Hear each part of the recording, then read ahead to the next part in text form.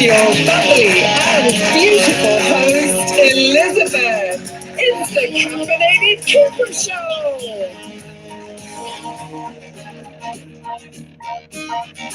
Yeah, I believe in you.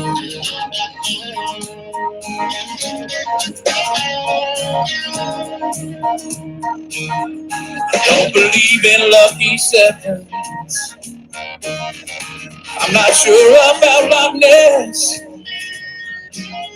but I know I believe in angels. I believe in happiness.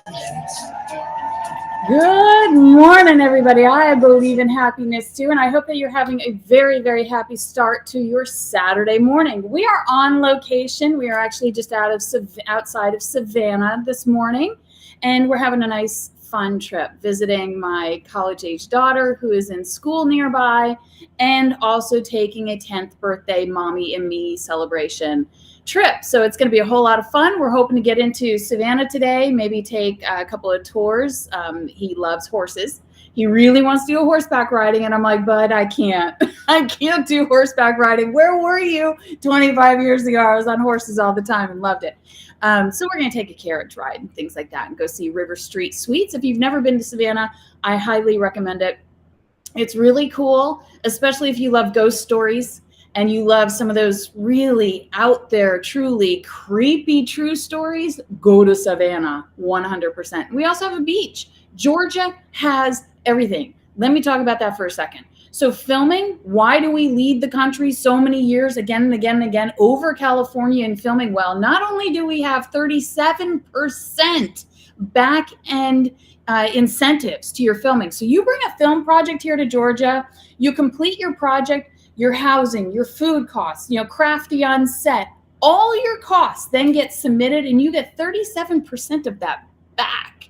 It's huge, but we have mountains, we have plains, we have rolling hills, we have beaches, which is the point I'm getting to. We've got major cities.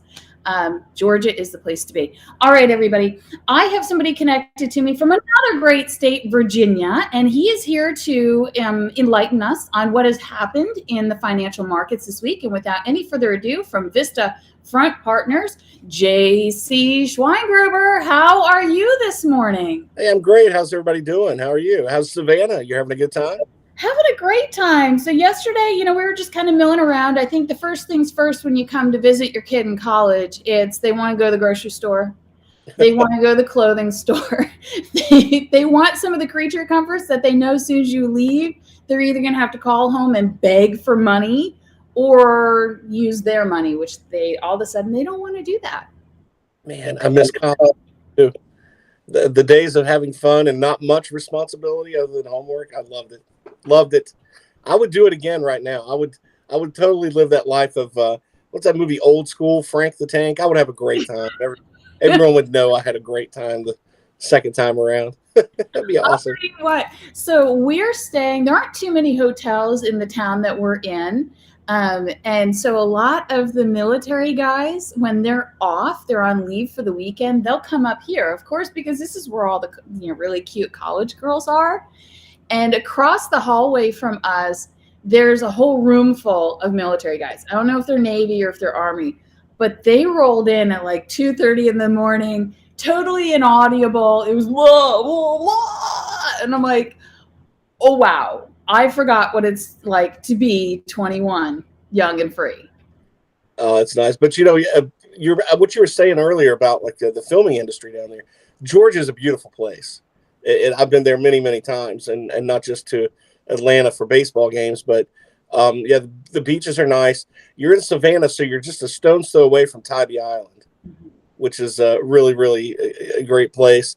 And actually, quite a few celebrities live there. A lot of people don't know that, but celebrities, like you have the one side of the island, it's kind of touristy.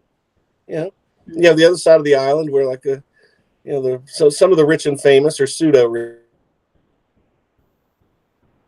Yep, absolutely. I had heard years ago, so when I was first married, we honeymooned on Tybee, and we were very, very young, didn't have a lot of money, and we were funding it ourselves. So we thought, let's go down to Tybee. And it was so sleepy. It was a great place where you could rent a bike and you could stay at a bed and breakfast. They had a couple of cool bed and breakfasts. They had like 1 or 2 hotels. We're talking about Tybee. 1 or 2 hotels on the beach. And it was just so sleepy. And this was about 25 years ago. And then 10 years forward, they had done some downtown development. So there were more businesses coming in. And then Sandra Bullock bought a house there. And who are some of the other ones that have houses there now? John Mellencamp. Mm-hmm. Yeah, John Mellencamp. So it brought some notoriety to the island. And I think people are like, oh, Tybee, what's that? And it's nice because if you go down to Charleston, which is also nearby, they sort of have like a squall in the ocean tide. And it's not very good swimming. It's actually really dangerous swimming.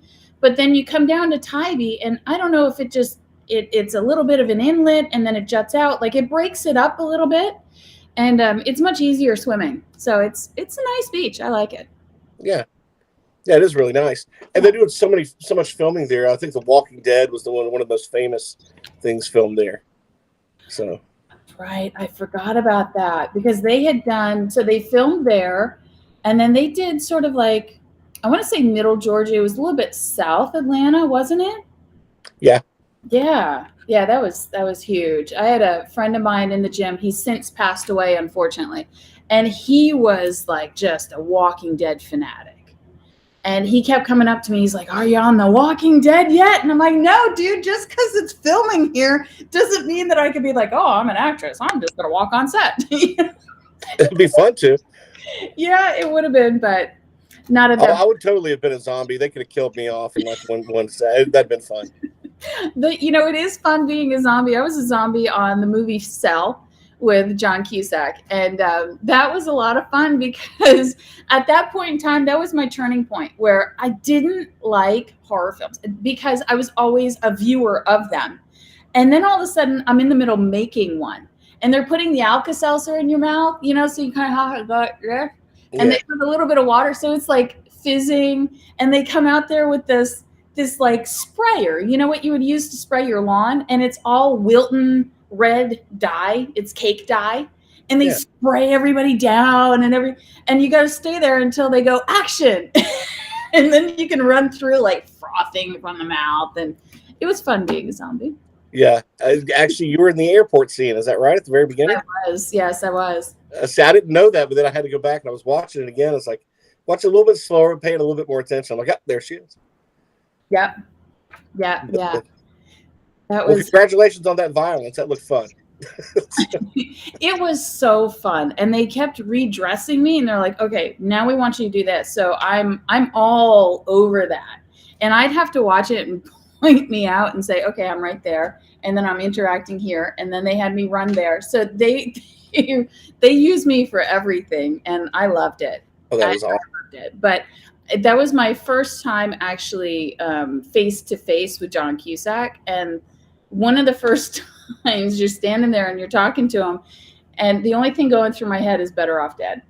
It's the only thing going through my head. And I'm like, I've got such a Fanalo mind frame going on right now because I've watched him since I was little. It's cool to see some of those guys. So, remember that movie Say Anything? Did he come walking through the studio with a boombox over his head? That would have been classic. That would have been. That totally would have been. So I want to get a little bit to the some things that happened on Wall Street this week. Some financial things that it's a crazy week again, which I loved it. But one of the biggest pieces of news actually just dropped on Friday. The Labor Department said that the economy had added 476,000 jobs in January, and that is such a huge number. Even after the lockdown and people were getting hired back, and you were seeing huge swaths, even compared to some of those later on down the road during that period, that's a huge number.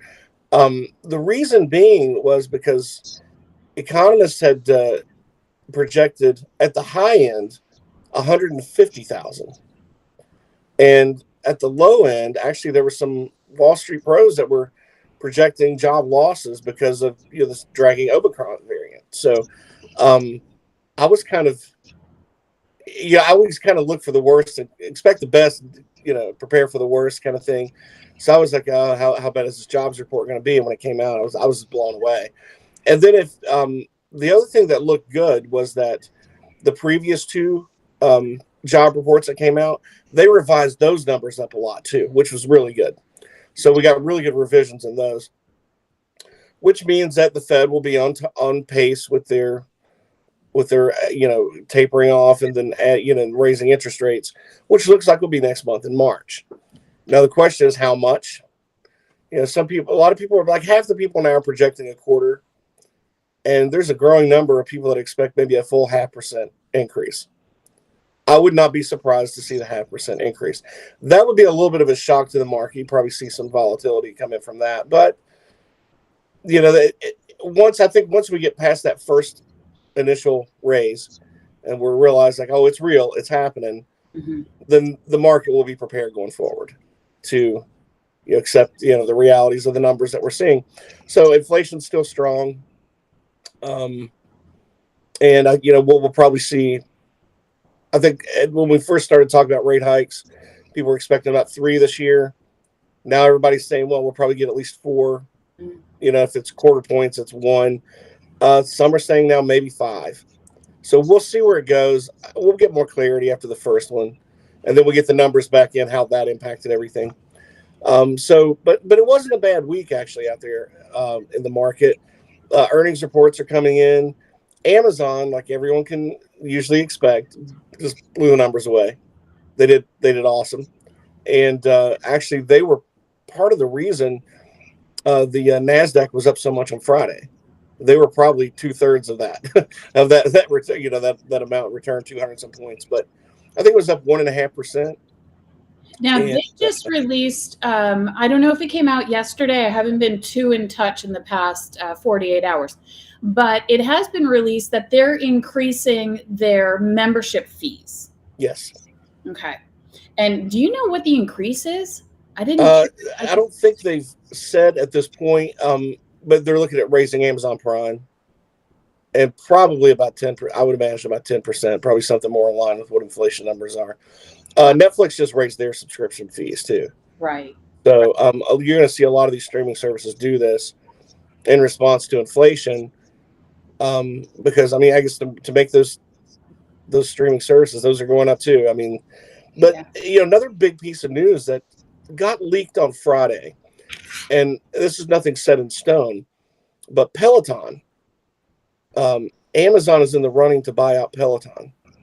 Oh, wow. And with how much they deal in the cloud space, it seems like that would be something more up their alley, like more so than say Whole Foods when they bought Whole Foods. But they're in the running. And then I did read this morning when I was doing some research that Nike is also in the running. Nike is in the running for Peloton. So those two companies may be bidding up Peloton, because Peloton went up nicely Friday on the rumor. Okay. So, all right. I have a viewer here saying that Amazon Prime, it's going up to $140 a year for that subscription. What is it now? Is it? I believe it was at $99 a year. I could be maybe $10 off, because that was a couple of years ago that I actually looked into it, but I think it's held pretty steady at $99. So yeah, he's saying it's $140 per year, and I know him very, very well, so I know he knows. Well, that's a pretty significant increase. Then that's a lot more than 10%. But yeah, because I think it went from $14 a month on Netflix to $15.99. Okay, and he's saying so it was $120 last year, so it has been going up a little bit. Okay, at $99. That $99 may have been about 4 years ago that I'm thinking of. So yeah, so it's going. Amazon Prime membership is going from $120 to $140 for that subscription. All those Prime members are getting value out of it. You can see the increases.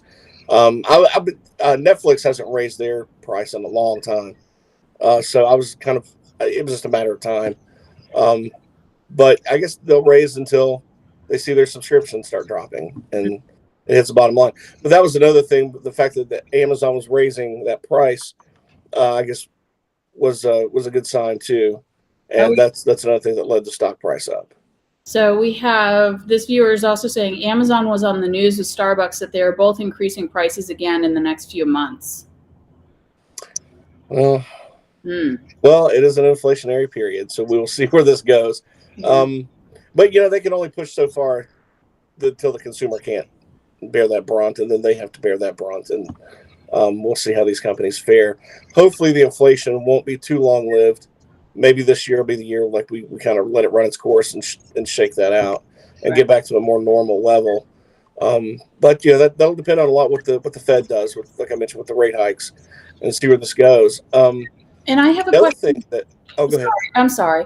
I have a question about that. So am I mistaken? I thought I've heard over just news, mainstream news outlets saying that it could be close to 1%, which is quite a bit of a hike. Is that possible, or is it really more likely 0.5% that the Feds would raise? With the Fed, it's possible they could come out and raise it 3%, but it's probably 0.5% would be the high end.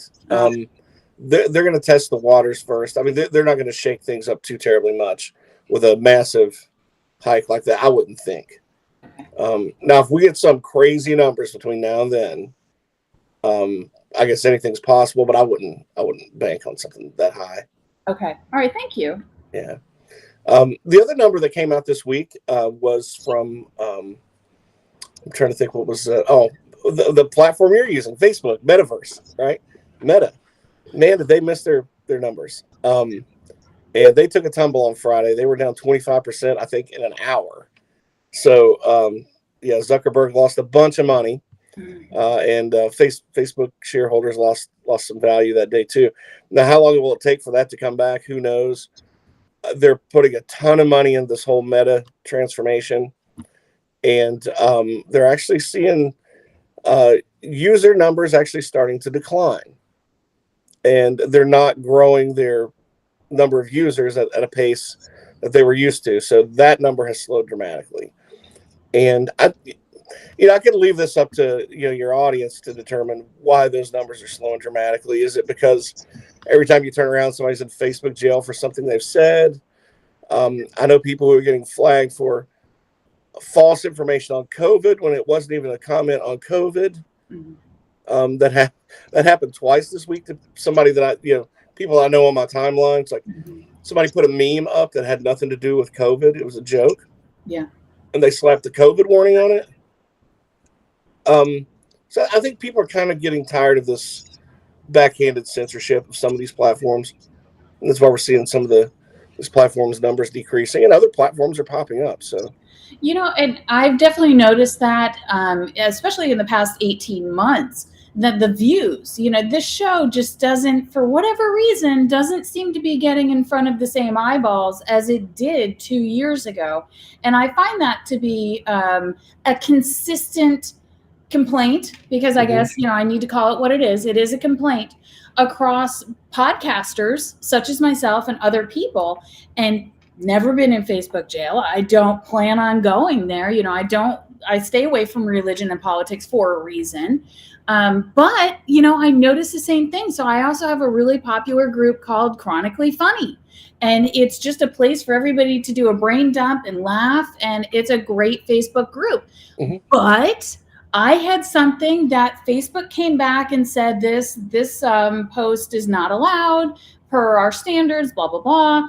And so I'm looking at my options. The only option for me to really stay in good with Meta and Facebook was to delete the post. So I'm looking at the post. I'm like, this is a joke about a horse that has nothing to do with making fun of anybody, eliminating any groups of people or religion or nothing. So it must have had one word that I guess is maybe like a trigger word for all of, I know that closed captioning came on to this platform of all, if you went live or if you're using software like I do and you have a podcast, it's all closed captioned.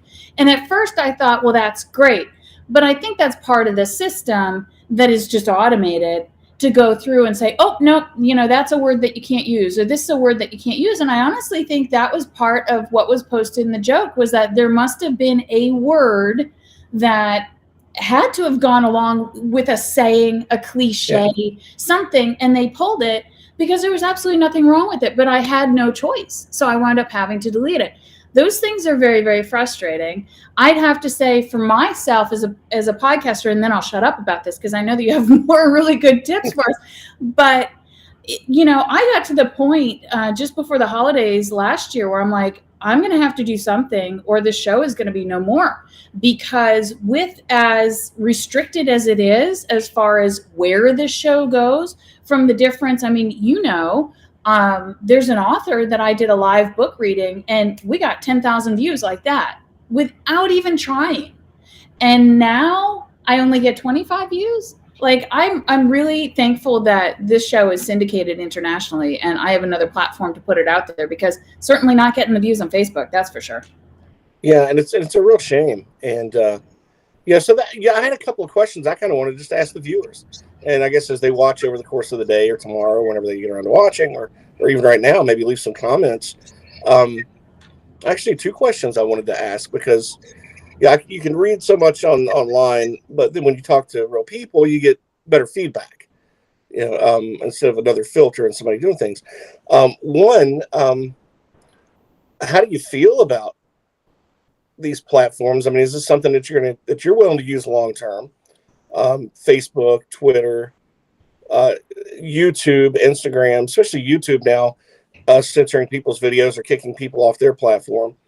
And I think the big controversy now is like the Joe Rogan thing and Spotify. But how do we determine what is misinformation with what's new information? Who gets to judge that? That's why we have freedom of speech. Yeah. And it's not to protect the popular view. It's to protect the worst of it's there for a reason. And it should be respected. So my question is, at what point do users en masse decide, we've had enough of this, we're going somewhere else? We all saw what happened to MySpace overnight. It just died. Yeah. And then the next thing you know, everybody was on Facebook. Yeah. So to think that it can't happen, and Facebook and Meta is always going to be around, well, until 2/3 of the users get tired of the rules you have to play by, right, which are not really necessarily conducive to free expression or free speech. For example, can't even post a funny meme joke, that has nothing to do with anything. So I would ask that to the audience. How loyal are you to the platform, and are you willing to find other platforms? I know it's a pain to go build an audience up somewhere else, but some companies really, they don't give you the choice. I'm kind of curious about how people feel about that. I agree with you. I'm very curious about how people feel about that. I think the decrease in viewers, the decrease in accounts, and how many people are like, hey, see you later, guys. Like, I'm not deleting this profile, but I'm just not using Facebook for the next 6 months. Like, I'm taking a break. And I'm noticing that every time I turn around now, there's a new social media popping up. My issue is that a lot of the social media is popping up there. You have to pick what group you're in politically. And it's like, I'm not in any group politically. I'm the thinker type. So I'm not left. I'm not right. I'm not really dead center. I'm just looking for the best person for the country, for humanity, and for business of the country, right? And so now I'm like, well, somebody had mentioned Getter. And I looked into that and I'm like, okay, cool. I guess I have to create a profile to see what this is all about. So I did. And it's very, very right wing. I don't have any problem with that. I think people have the right to believe what they believe. And it is what it is. And society will continue to do what society has done for years, which is we find like-minded people and we tend to learn little bits and pieces from other people. And that's how, the world moves. Yeah. I think that's natural of humans.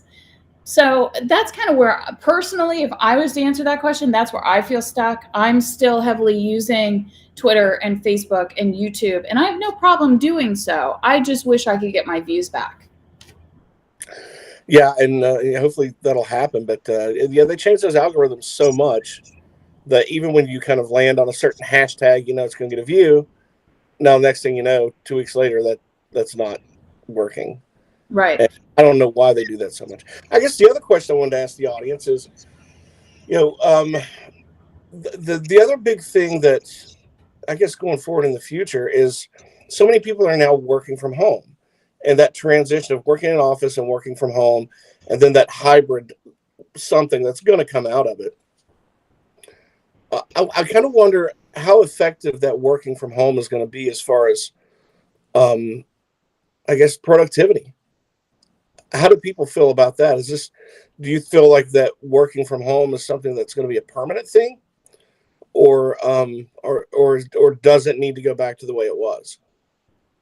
That's another question I'd like, just some of the audience to give feedback on, because that's going to dictate actually some opportunities for investment down the road. What kind of software platforms are we going to be using, or and even something as simple as transportation. If we're not at the office that much, we're more likely to buy hybrid cars or electric vehicles as opposed to usual gas guzzlers. I love my gas guzzler.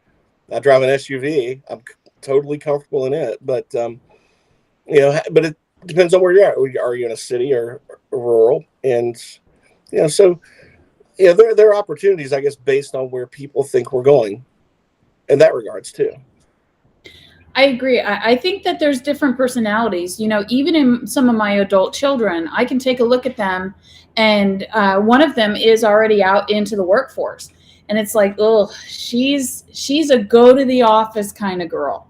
She struggles with the self-motivation, and although she did really well in college, and she was finishing up her college certificates and her college courses while everything was in lockdown. So every single college kid was sent home to learn from home. And her integrity was really strong there.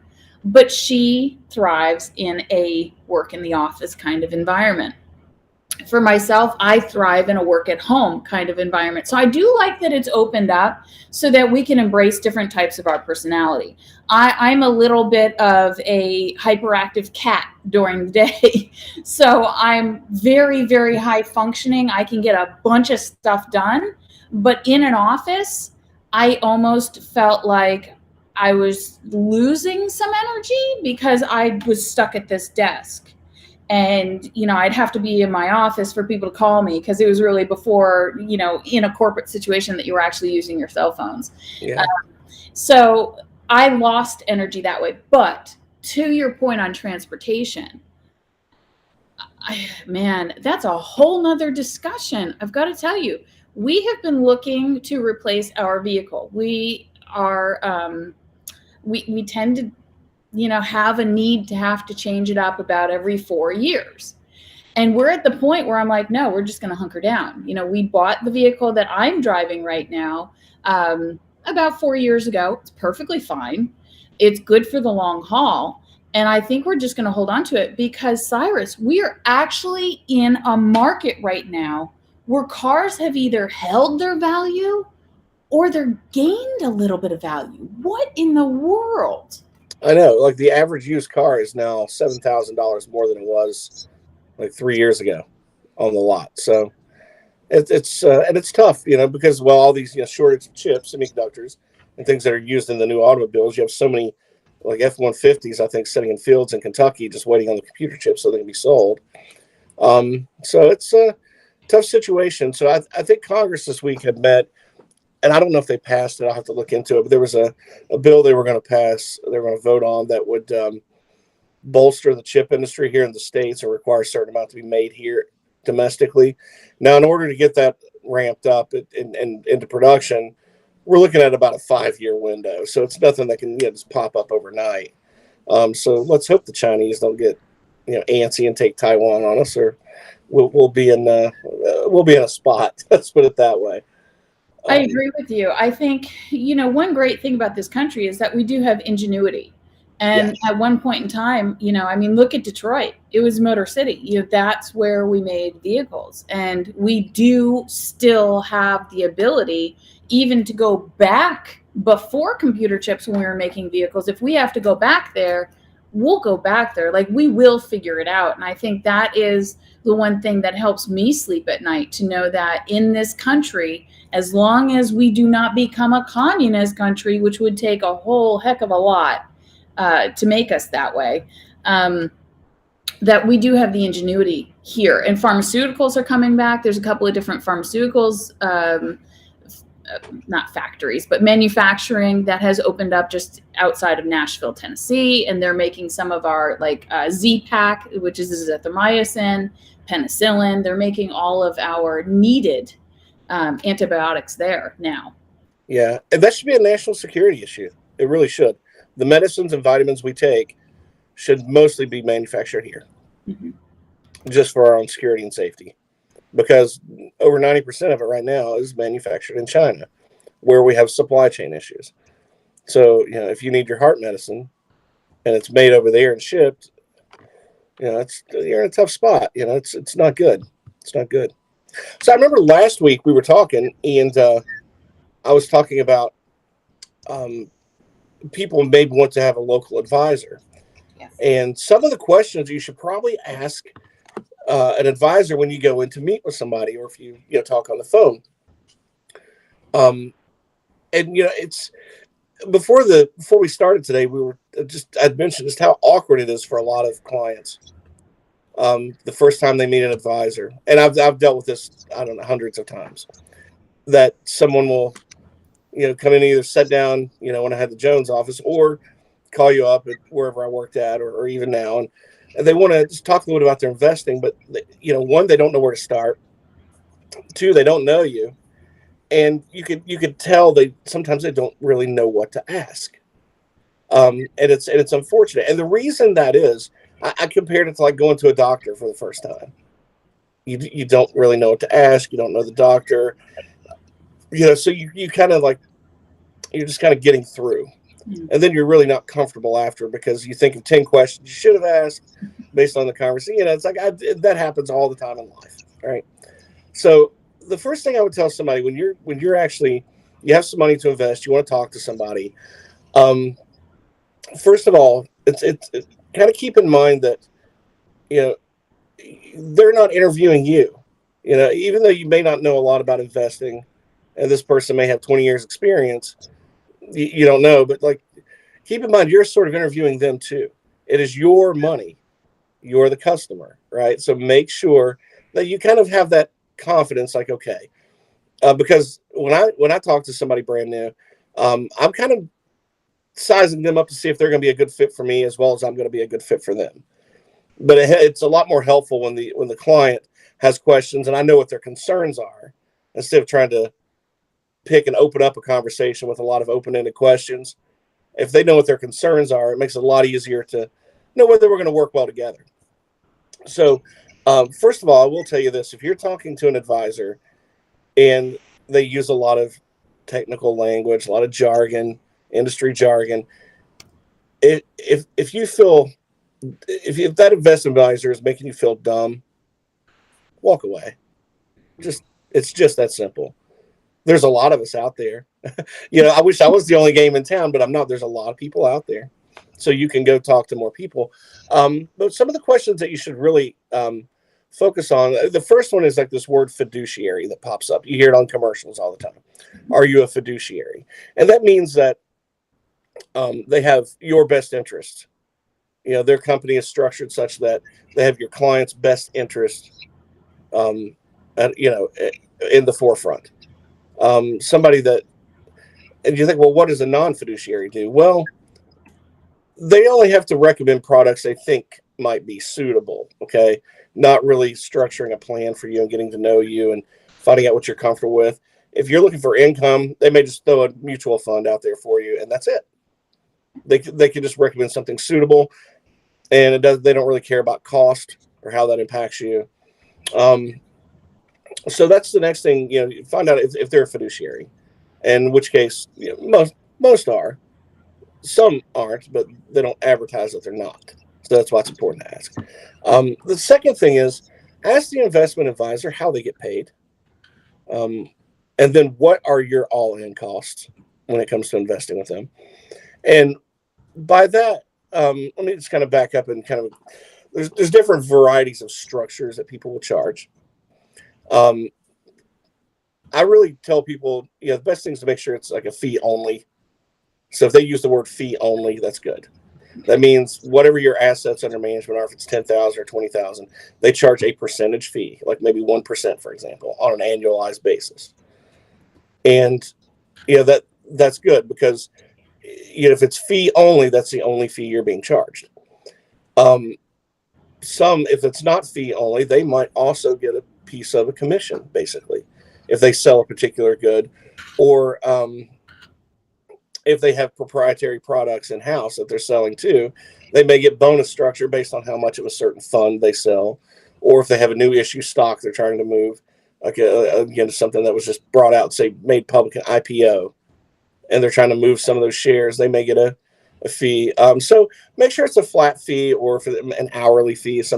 Rarely someone will charge an hourly fee, but some do. But if high fees are a concern for you, and you don't really have a lot of investing needs, I guess, as far as complexities, like if you're a young investor and you're like, hey, I want to open an IRA and put this in an S&P index fund.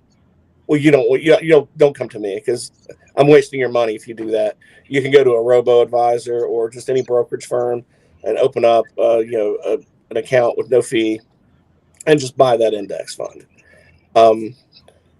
When I talk about what are the all-in costs, you have to be very careful. Your advisors have to be very careful about what fees you pay inside of certain investments that they may purchase for you on your behalf. And I hate fees. The thing is, if you have too many fees in a mutual fund, for example, an expense ratio of, say, let's just toss one out there, 1.5%. Well, in addition to the 1% that I may charge you on an annualized basis on your assets, if I'm buying mutual funds, in some circumstances you do, and in some circumstances you don't, you discuss that with the client, you have to pay attention to those fees that are charged inside that mutual fund, because you never get a fee on that. You never see it. It's built into the price. But the higher the fee, the lower the return. Excessive fees can really eat into the returns of a mutual fund. So you want to make sure that your advisor is cautious enough to research enough funds in that space that they want to purchase for you, because there's tons of funds out there, just thousands and thousands. So you want to. I have an annoying habit, and I'll talk with this about my business partner sometime. I have this annoying habit about just drumming a certain type of fund I'm looking for down to, like, I've got 5 that I like out of the first 700 that popped up.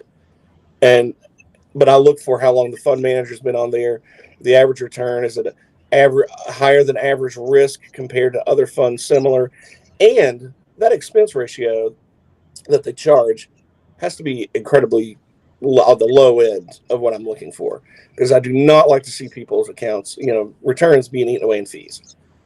That's sort of the unacceptable thing to me. So I'm really, really, a pain in the butt about that, actually. So, but just if your investment advisor is buying funds that they may we used to have called trailers in the business. Like if I sold a Mellencamp fund, for example, the longer you held it, I would still get a trail commission on that years later if you still held it. Well, I think they sort of got away with got rid of a lot of that stuff. But today, though, you have to be cautious, because sometimes they may have a relationship with a certain fund group or fund, and they may have higher expense ratios or something like that. So just make sure what your all-in costs are, and bring that up. Make them explain what exactly you're paying for your money. Don't hesitate to ask them what their qualifications are. Get their story. Where did they go to school? How did they get in the business? What do they like about it? What's tough about it?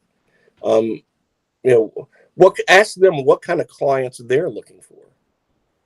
And as opposed to you're looking for a certain advisor, ask them what kind of clients they're looking for. Make sure you're a good fit. And I guess the thing is to make sure how the relationship works. Don't fail to ask that question. That's probably one of the most important questions.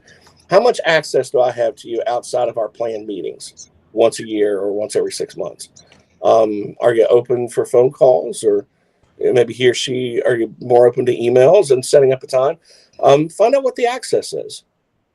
If it's something where you're an investor, you need a little more hands-on, you want to be put at ease a little bit more often than once a year.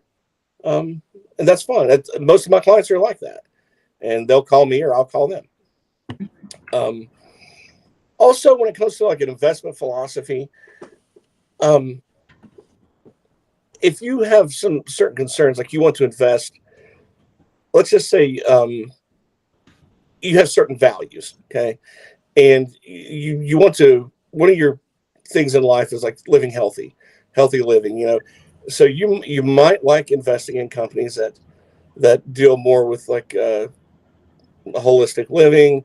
You definitely wouldn't want something like tobacco or McDonald's or things like that. But you like those other types of companies as part of your value system. Make sure your advisor knows that if there are certain things that are a no-no that you don't want to invest in. You don't want to invest in perhaps maybe anything that makes weapons of war. So that now I will say that when you try to do the ethical investing, there are certain mutual funds that are made that way. Expense ratios are incredibly high on those. And I hate to point it out, but there's some companies out there like Altria Group and McDonald's and Northrop Grumman. They make a lot of money, so you miss a lot of investment opportunity if you want to invest within a certain range of value investing. But if those issues are important, let them know. And ask them who their custodian is. This is a big one too, because you remember a few years ago, this guy named Bernie Madoff. Mm-hmm. He stole a lot of people's money. What a horrible human being that guy was.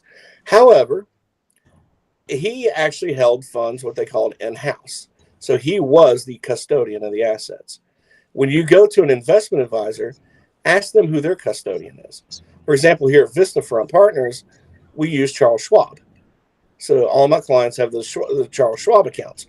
So that if something were to ever happen to VistaFront Partners, a tornado comes by and kills us all, and whatever, you're okay because your assets are still held at Charles Schwab.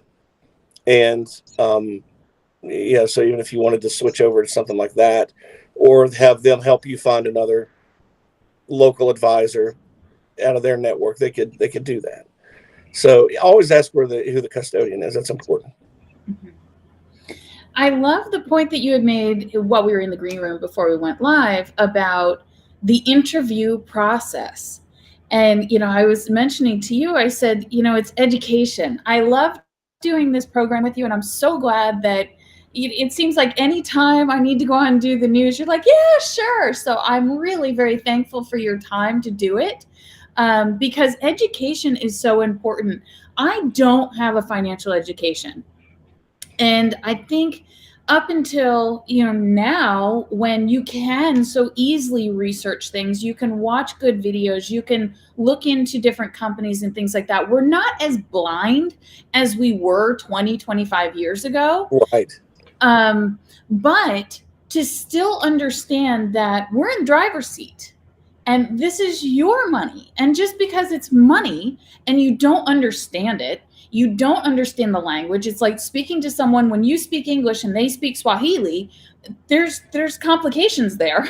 Yeah. There's sometimes where you're just like, oh, yeah, that sounds good. When no, maybe you shouldn't say, yeah, that sounds good. You need to be asking the questions. Within your groups of peers, is this conversation kind of taboo, or do financial investors really do want to be part of the interview process? I don't think it's taboo per se, because people will talk about it, and an investment advisor should be prepared to answer those questions. But I know several that probably wouldn't like that turned on them.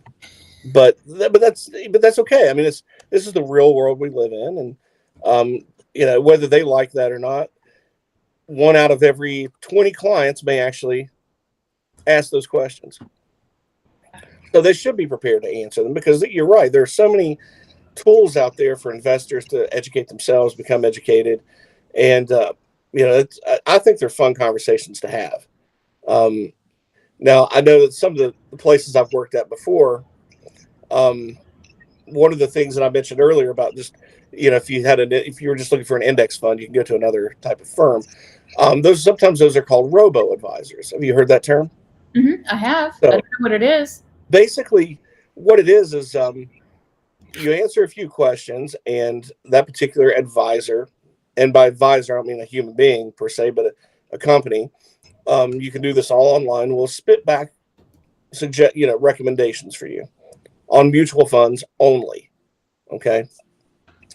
And one of the firms I worked at prior, one of my pet peeves that I would have is, a client will call up and want to review their portfolio, which is no problem. I love doing that with you. I love those conversations because I get to learn a lot about what the person's looking for, what they expect, what they need. But as you would go through the process, it had this thing. This is probably a little taboo and I shouldn't talk about, but they had 10 questions and it was just, you'd ask every client the same 10 questions. Okay. And then based on those answers, you would hit this little button and you could either have two choices. You could either have one where it went all mutual funds from the company you worked for, or a collection of mutual funds from the company you work for and other companies that contracted with this company to have their funds sold through that network, which was thousands. So it's not like, hey, there's 10 companies. There's like thousands and thousands. So all of them do that. Like you can go to one company and buy another company's fund there. So you would do that, or you could do it manually. All right. So most people just hit that button and then give them a collection of funds and say, we're going to send this report out to you. And this will have a list of funds. And if you want to go ahead and do that, call us back. Or if you want to do it today, we'll have a trader come online, place the trades and all that stuff. Well, that's the computer telling you what funds to pick based off of their network. Okay. And it's not that they were bad funds. They were really good funds. But mutual funds are appropriate for some people, but not for everybody. A robo advisor is only going to tell you what mutual funds to buy. And each one of those have a built-in expense ratio, like I talked about. There are fees within these things too. And I used to have this one particular boss there at the time that would get so annoyed with me because, like, where you work, right? Why are you not selling only our funds? Well, because there are like some of these others that are better than the ones that were recommended on this list. And I can't help that. He didn't like that answer, but it was true. But, this is what it is. But if you call up a robo advisor and say, hey, listen, I have shares of, like right now, say AT&T. And I know AT&T is going to be cutting their dividend. Should I buy AT&T more shares of this? Because they're spinning off, the news this week, they're spinning off their Discovery unit. They're going to focus more. They're cutting their dividend to keep more cash to work on their broadband, right? On their AT&T traditional platforms, growing their business, which is probably a good thing. And or should I sell AT&T or not? Well, robo advisor is not going to tell you that. If you want to buy an individual stock or you have a need for income, they're going to show you a bunch of income funds. Well, they're not going to show you preferred stocks that may have a 6.75% dividend yield, or some sort of a company, maybe one of those real estate investment trusts that pay dividends monthly. And if you're an elderly person, you want a little bit of monthly dividends, and you have a certain amount of cash, and you want to pay your light bill out of your dividends. Well, they're not going to help you with that. So there's a difference between those types of advisors and then somebody like me who, I may have you in some funds, but I may have you in some stocks too, and I may have you in some real estate investment trusts, and I may have you in a little bit of gold and silver. I may have a little bit of Bitcoin, a little bit of this, a little bit of that, based on what the conversations we have are and your risk. So it is, like you said, it is your money. You should. People should be a little bit more comfortable about steering that conversation. And if having those list of questions helps, by all means, I hope I've helped you out if you're sticking with somebody local and want to go in and talk. And don't be afraid to go to the next advisor. Talk to 2 or 3 people and see who you're comfortable with. Yeah, I mean, we have several viewers connected. I see them coming on and listening to parts and then coming off, but we have a few of them that are staying connected. We have one of them saying, and his name is Brett, great list of questions to ask when you're trying to find a financial partner. I love that he had mentioned partner instead of advisor, because everything that you're saying to me is that this is a partnership. Yes, they're interviewing you. They need to understand you, but you are in the driver's seat and you are truly interviewing them. It seems to me the Robo Advisor may be a good place for someone to get started as a financial advisor. Right. Kind of get comfortable with some baseline mutual fund questions. But then at the end of the day, to be well versed at it and to really care about what is the best for the person, you would want someone that does it manually. Yeah. And somebody that you can talk to and kind of bounce ideas off of. I have clients that will call me up and say, hey, I've stumbled onto this particular stock. What do you think about it? A Robo Advisor is not going to go pull up stock reports and look at it and call you back the next day and say, I like the cash flow, or hey, there's some opportunity here. Mm-hmm. They just won't. So, keep that in mind. And, everybody has, different needs. And as an advisor, that works with people individually, I have some clients. It's like, they've probably been investing longer than I've been alive. A couple of them, and but they just don't want to deal with it. They have grandkids, they have health issues. They, just here's here's what I'm looking for, and thank you, and I'll call you from time to time, see how you're doing. But but they can check on their stocks if they want to. Right. And then some that are novice that are, and that's absolutely fine too, that have questions and call me up when you need me, and some of the clients range from what they need and sophistication. So you can have the most sophisticated investor out there that still wants an advisor just because they don't want to spend the time doing it anymore. Right. And I may be working with somebody that's 30 years old, and I want to work with them the next 20, 30 years. I want to get them on that path. So it is a partnership. So I like that guy's language. It is a partnership. It's not. Yeah, that is nice. And he's still watching. He's saying best takeaway is that if you don't trust the person in a conversation, why would you give them all your money? Exactly. And like I said, if you're talking to an advisor and you're in that interview process and they make you feel dumb, just go to the next one. Yeah, exactly. I love that you described what a Robo Advisor was a long, long time ago. We were very young and very financially minded and had 2 small girls and went to a financial advisor, and they did exactly that. We met them in person, but he had his little list and he asked us everything on the list, and it didn't feel personal to me. It didn't give me the sense that this was going to be a good partnership, and I wasn't comfortable. So we never went forward with that particular, and I don't remember what company. I wouldn't say even if I did, but I love how you're describing this. You're giving us an education. I want to thank you so much for just, the pro bono time that you're spending with us every single week. Well, I love doing it. It's fun to do. And honestly, I do. I've been a stock market junkie since I was in high school, watching the ticker tapes. I could talk about this all day, but I will just to give you a heads up. I will be out of town next weekend, but I'll be available the weekend after. If you need me back, I'll be glad to come back anytime, and we'll pick a fun topic to talk about, and not just just the ups and downs of the market. We'll maybe find some other interesting educational topic to talk about. That would be fantastic. I would absolutely love that. I actually, the studio will be closed for a week. So that would be absolutely perfect. So not next weekend, but the following weekend, we will be back with another episode of the news with JC Schweingruber of VistaFront Partners. And here it is right here. If you'd like to see the logo, write it down. It is vistafrontpartners.com. That is VISTAFRONTPARTNERS.com. And you can email JC at jc@vistafrontpartners.com. And if they have any questions, anybody has any questions about topics they would like to hear discussed, just leave it in the comments and we'll get to them. If I don't know the answer, I'll find out and get to you. Awesome. Well, we have another frequent viewer, Jane Bunker. She is connected. Good morning, Jane. It's lovely to see you. And thank you, everybody, for connecting and viewing and learning with us and learning with me, because I am certainly not I'm not a numbers person.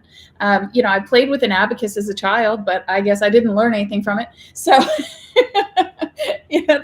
that's where I peak, is like, oh, the pretty little balls, they go back and forth. That's about it. I'm a creative, artistic person. So This is really, really very valuable information for everybody to know.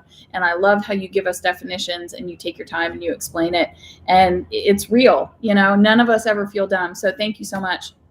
Well, thank you. I appreciate it. And I will see everybody soon. All right. We will see you very soon. Thank you, JC. Bye.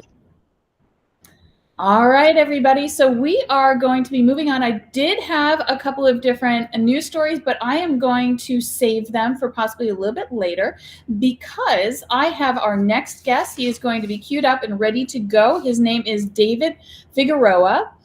He goes by David Erik. If you would like to go find him really quickly, he is on Facebook, he is on YouTube, and he has a podcast. He has Cerebral Palsy, and he's going to talk to us about being an athlete from a child all the way through his life to current. He is now a fitness trainer, and he is a podcaster, and he interviews all types of people from Olympian athletes, professional players of all types of sports, and a lot of times his guests also have CP. So we're going to get into that really interesting discussion at 11:30 Eastern, so that's in about 20 minutes. So I will see you very, very soon. Thank you so much for connecting. Brett, it's been lovely. Jane, it is wonderful to see your beautiful face, and have a great Saturday. I hope you tune in about 20 minutes. Thank you so much for watching. As always, we are blessed. You are blessed. Mwah! I love you guys.